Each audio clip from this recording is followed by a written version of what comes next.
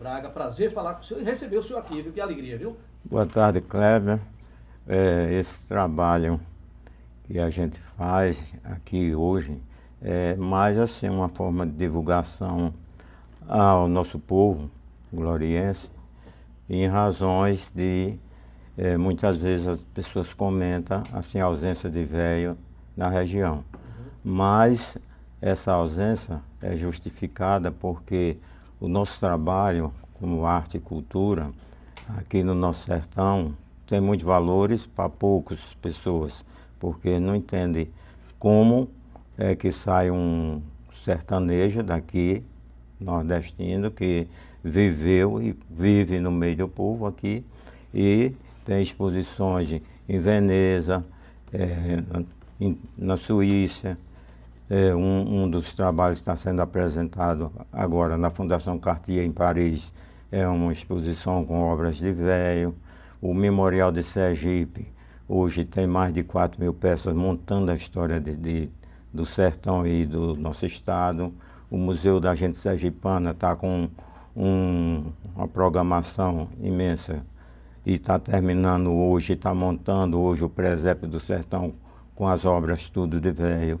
E o que a gente faz assim é em termos do município, e o que nós gostaríamos mesmo era de ver essas divulgações da capital de muitas coisas, e que fosse também a capital da arte, da cultura e do desenvolvimento. Então a nossa razão é de produzir mais de 17.000 peças sem repetir, é para mostrar assim que a arte ela pode ser um ponto para que o turista, para que essas pessoas que vêm não encontram muitas oportunidades aqui no sertão, encontrem uma forma de conhecer e rever também o passado, porque nós temos mais de 5.000 peças dos primitivos, daquelas pessoas que fundaram a cidade, como foi o primeiro morador, como foi os artistas da época, e que isso for esquecido em razões de não ter assim as pessoas que tivessem interesse em cuidar dessa parte. Então, que eu também tenho 2 filhas que são escritoras e que estão lançando também esse livro Bonecos de Pau, porque a arte aqui ela ainda é conhecida como bonecos. Então, é uma forma assim da gente mostrar para o nosso gloriense o que é o nosso trabalho e o que significa lá fora, enquanto muita gente às vezes critica o bonequinho de pau, mas nós estamos escolhidos pela Associação dos Críticos de Arte de São Paulo como o melhor do Nordeste, e recebemos troféu aqui em homenagem a isso. Quem veio nos trazer era para eu ir, mas não deu. Então, o vice-reitor da Universidade Federal de São Paulo veio aqui para nos entregar esse trabalho em reconhecimento ao que nós estamos fazendo por a história, pela cultura e pelas tradições. Então, isto mostra que a arte aqui no sertão, ela está sendo valorizada. Mesmo que há pessoas que não entendam, que não valorizem, mas nós estamos trabalhando também para fora do país, para outros estados, e em todos os lugares, em todos os museus que há por aí, nós temos representante em termos de escolha, não de pedido, não, é escolher o melhor. E o melhor hoje está sendo, eu vi um dos escritores dizendo que hoje em evidência, quem pode falar de arte é véio. Eu digo, olha, às vezes é necessário que a gente mostre ao pessoal que a arte não é pelo tamanho e nem pelo peso. Eu tenho uma corrente que são mais de 7 metros sem ter nenhuma emenda, toda em madeira. E tenho, o pessoal admira, é muito grande. O presidente da República, João Figueiredo, quando veio a Sergipe, ele levou um trabalho meu que era uma forma dessa. Então, para eu mostrar aos meus conterrâneos e ao meu público que a arte não é pelo peso nem pelo tamanho, eu tenho em palito de fósforo. Então, é mais difícil fazer uma corrente no palito de fósforo que num tronco de grande tamanho. Então, a arte ela é assim. A inspiração, você tem o dom. Então, quando eu vejo a madeira que seja de qualquer forma, então eu vejo o que é que pode ser. A natureza ajuda, porque tem peças que a natureza faz e manda que eu termine, E tem peças que a natureza deixa grosseira, rústica, e aí é onde entra o meu trabalho de criatividade. Então é um dom que eu nunca vi ninguém trabalhando em arte, eu nunca participei de aulas com referência à arte, mas é uma coisa assim que é difícil e ao mesmo tempo eu não acho difícil de um tabaréuzinho como eu daqui do sertão e fazer uma palestra na universidade em Brasília para os formantes de um ano. Então, e ter a oportunidade de falar para eles e a minha forma de expressão na apresentação, eu ia falar o meu idioma, não ia mudar a minha voz, e o que eu ia falar era a respeito de arte, e eles podiam perguntar o que quisessem. E eles me perguntaram várias perguntas, eu me saí muito bem, então, mostrando assim, que a arte é momento. A arte é como você já boiar, é um repente. A arte é como o violeiro, que ele faz aquela moto naquele momento. E a gente não tem esse dom de aboiar, de tocar instrumento, mas tem o dom de criar, mesmo mostrando o vaqueiro com seu cavalo montado, que eu tenho, ele derrubando o boi.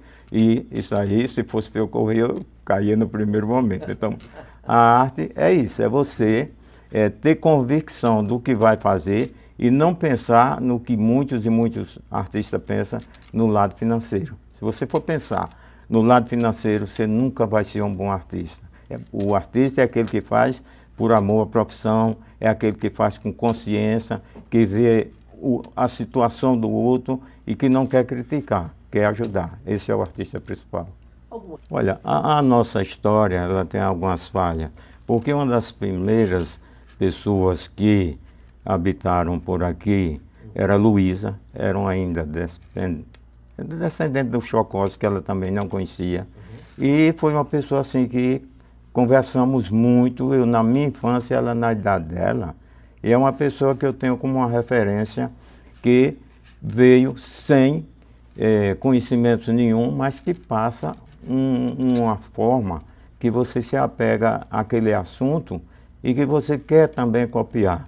Como nós tivemos grandes figuras aqui, como o pai desse vaqueiro aí, que era Adilon do Ralo, um homem que chega e inventou o ralo para ralar milho e foi uma das pessoas que mais colaborou com o progresso do nosso povo primitivo. Então lá no museu lá onde eu estou construindo, tem todo esse pessoal e o meu projeto é que eles deixaram tudo pronto, as coisas que eles inventaram, e eu vou, como já tenho umas personagens, vou esculpir todos eles, mostrando o que eles fizeram e a história dele, como Honório, que foi um dos maiores poetas aqui da região, e que infelizmente o pessoal ligado à cultura não deram prioridade a ele, faleceu há muito tempo, mas deixou um legado assim, de grandes poesias, de história, de vida. Foi um dos homens que lutou para que Glória se libertasse de Gararu.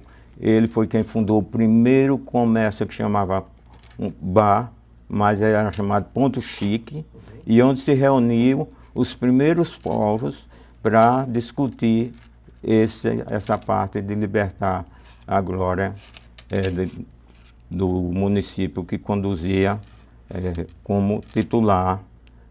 E isso fez com que as pessoas tivessem as primeiras oportunidades de conhecer a literatura que não era de cordel, era de Honório, e isso ficou marcado assim dentro da história dos primitivos, como ele se expressava e como ele tinha condição de dizer: eu criei o primeiro ponto chique, que era um bar no município de Glória.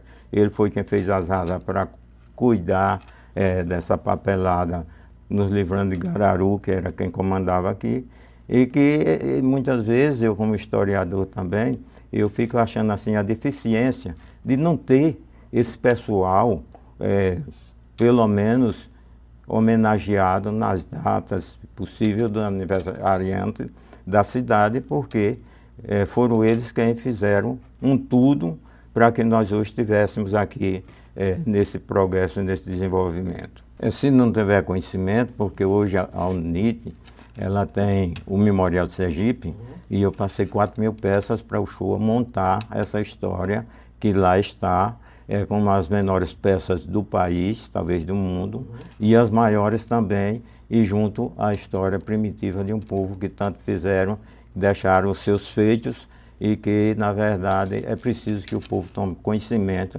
e saber que Glória não é só a capital disso e daquilo não, do leite nem de queijo não. Glória é a capital da arte, da cultura, porque se fizer uma seleção séria aqui na nossa cidade, nós vamos encontrar muito mais artistas do que no estado todo. O pai dele era irmão de minha mãe e nós temos grandes considerações, cada um seguindo a sua estrada dentro daquilo que você acha mais positivo. E isso ele é um herói também. Muito obrigado. Muito obrigado.